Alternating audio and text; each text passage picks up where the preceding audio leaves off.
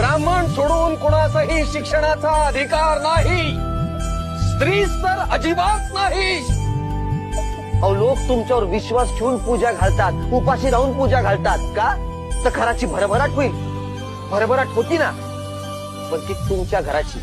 लोक तुमच्यावर आंधळा विश्वास ठेवतात, त्याचं भांडवल करून तुम्ही असं वागता. स्वतःला देवाचे अंश म्हणवता, बघ असं वागताना लाज नाही वाटत?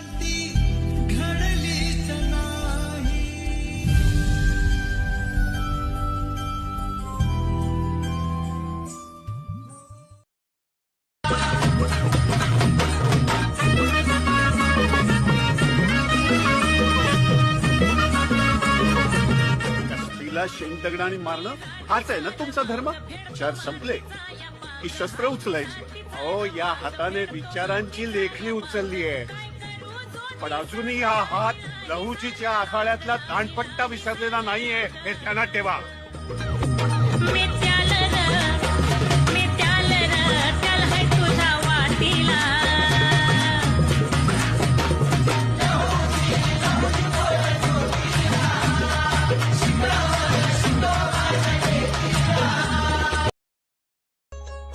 विद्येविना गेली मती, सांगतो ज्योतिबा, सांगतो ज्योतिबा, लावा ज्ञानाचा तो दिवा, सांगतो ज्योतिबा, लावा ज्ञानाचा वो दिवा.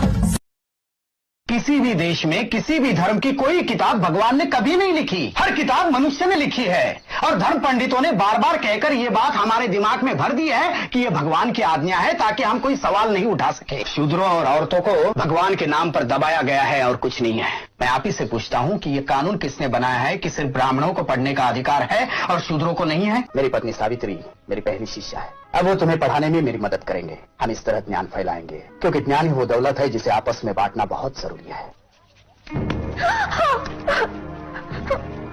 धर्म भ्रष्ट करने वालों का ऐसा ही होता है. तू हिम्मत रखो सावित्री, ये तो शुरुआत है.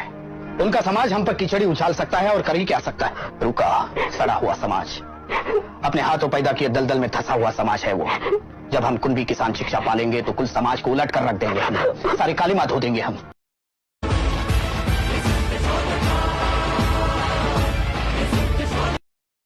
महार नाम का अर्थ सबसे बेहतरीन तरीके से महात्मा फुले जी ने बताया है अपनी किताब गुलामगिरी में.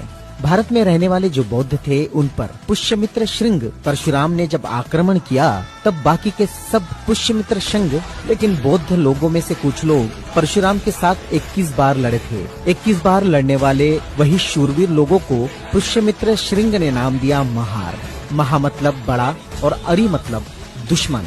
महारी महार मतलब ब्राह्मणों का सबसे बड़ा दुश्मन और महारों का मुख्य राज्य महाराष्ट्र अभी का महाराष्ट्र था. इतना बड़ा इतिहास महात्मा फुले जी ने बताया है. महात्मा फुले जी को जब उनके पिता ने घर से बाहर निकाल दिया था तब महात्मा फुले जी ने अपने पिता गोविंदराव से कहा था, बाबा अगर इस देश का इतिहास बदलने की हिम्मत किसी में है तो वो केवल महारों में है, क्योंकि वो एक ही समाज जागृत है, बाकी के सब सोए हुए हैं. इसलिए भले ही आप मुझे घर से निकाल दे, लेकिन मैं इन्हें पढ़ाऊंगा. क्योंकि वो एक ही समाज जागृत है, बाकी के सब सोए हुए हैं. इसलिए भले ही आप मुझे घर से निकाल दे, लेकिन मैं इन्हें पढ़ाऊंगा ही. और जिस तरह से महात्मा फुले बोले थे उसी तरह से इस देश का इतिहास एक महार ने ही बदला, जिसका नाम था बाबा साहब अम्बेडकर. आरक्षण मूवी में सैफ अली खान एक डायलॉग बोलता है, हमारी क्वालिटी क्या है आप अच्छी तरह से जानते हैं, हमें बस एक चांस चाहिए सर. हमें एक चांस अगर मिल जाए तो हम में से एक. भारतातील सर्व अस्पृश्य जातींपैकी सर्वात प्रभावी, कणखर आणि त्या अस्पृश्यतेचा सर्वात जास्त विरोध करणारी जात होती ती म्हणजे महार. महार हे गुणाने बुद्धिमान आणि वृत्तीने झुंजार होते.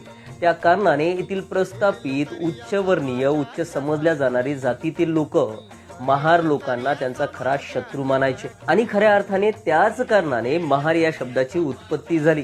कारण व्याकरणाच्या दृष्टिकोनातून जेव्हा आपण महार या शब्दाचा विग्रह करतो किंवा त्याची फोड करतो तेव्हा दोन शब्द निर्माण होतात, एक महा आणि एक होते अर. यापैकी महा म्हणजे मोठा आणि अर म्हणजे शत्रू. अशा प्रकारचा अर्थ असल्या कारणाने येथील प्रस्थापित जे शैक्षणिकदृष्ट्या प्रगत होते, ज्यांचा व्याकरणाचा अभ्यास होता, त्या लोकांनी या लोकांना महार अशा प्रकारचं उच्चारलं. आणि भारतातील सर्वच्या सर्व अस्पृश्य जातींपैकी महार ही एकमेव जात होती जी या अस्पृश्यतेचा विरोध करत होती. या अन्यायाविरुद्ध या लोकांना महार अशा प्रकारचं उच्चारलं. आणि भारतातील सर्वच्या सर्व अस्पृश्य जातींपैकी महार ही एकमेव जात होती जी या अस्पृश्यतेचा विरोध करत होती, या अन्यायाविरुद्ध आवाज उचलू शकत होती आणि येथील उच्चवर्णीयांना मोठ्या प्रमाणात विरोध करत होती. बाकी सर्व या उच्चवर्णीयांचे आणि त्यांच्या चालीरीतीचे पूर्वीही गुलाम होते आणि आताही गुलाम आहेत.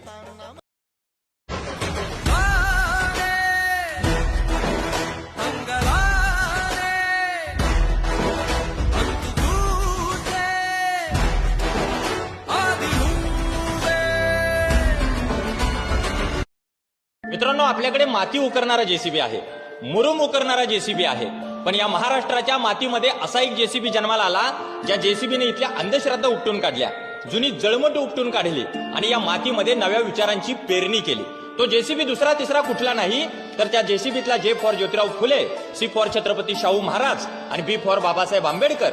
हा जेसीबी जोपर्यंत भारताच्या कानाकोपऱ्यामध्ये जिवंत आहे तोपर्यंत तुमच्या माझ्यामध्ये कुणी कसलंही विष पेरू शकत नाही.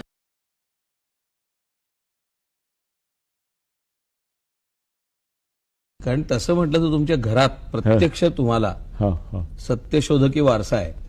म्हणजे तुम्ही फुले म्हणजे ओढून ताणून फुले नाही, मी खापर पणतू आहे. तुम्ही महात्मा फुल्यांचे खापर पणतू आहात डायरेक्ट. अगदी. आणि ते त्यांचं गाव जिथे तुम्ही पण त्याच. हो, म्हणजे 3-4 पिढ्या आम्ही पुण्यात आलो आणि त्याच्या अगोदर ही मंडळी खळद खानावडी जे गाव आहे त्यांचं, ज्योतिबांचं, तिथे राहत होती. अजूनही काही मंडळी तिथे आहेत. पण आम्ही 3-4 पिढ्या तिथं आलो. म्हणजे फुले ज्यावेळेला गंजपेठेत राहायला आले त्यावेळीपासून हा सगळा फुले मंडळी पुण्यामध्ये स्थायिक झाली. तर त्याच्यामधला मी